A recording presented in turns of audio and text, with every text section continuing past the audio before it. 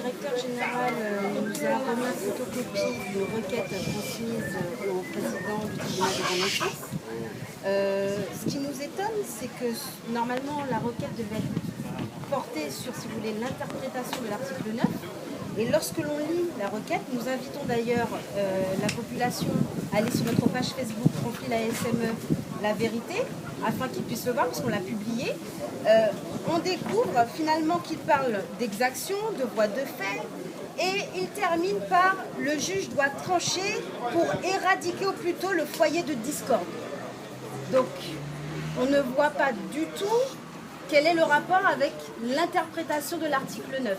Donc ça nous conforte dans notre idée, comme quoi notre interprétation était juste, que le combat est juste, et on redit encore à l'ensemble de la population, un employeur ne peut pas signer un accord et se permettre de revenir dessus comme il le souhaite et dire après j'ai mal interprété alors que j'ai signé.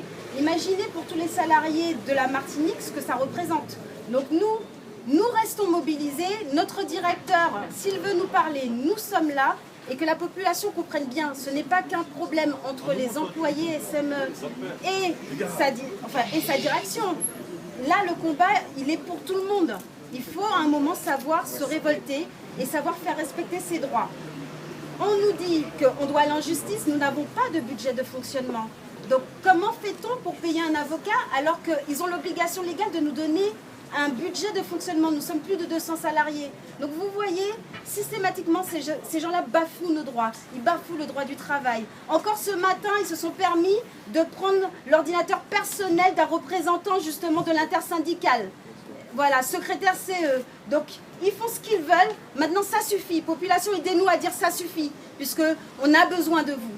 Alors, vous demandez à la population de l'aide, mais vous savez également que la population ne cache pas son exaspération vis-à-vis des coupures d'eau. Qu'est-ce que vous avez à leur répondre? J'ai à leur répondre qu'on ne demande qu'une chose, nous aussi revenir au travail. On ne peut pas revenir au travail dans ces conditions-là, puisqu'il n'y a pas de respect, il n'y a pas de dialogue social. Donc la situation de toute manière n'est que tendue, tout est coupé, il n'y a plus de dialogue. Donc nous aussi on souhaite retourner au travail puisque nous avons nos enfants, nos maris, nos femmes, personne ne nous voit et la population elle-même est exaspérée. Donc aidez-nous à interpeller les élus, à leur dire mais qu'est-ce qu'ils font quand ils voient une société comme ça qui part en vrille et la société martiniquaise elle est gangrénée si c'est comme ça. Il n'est pas normal que cela se passe en Martinique.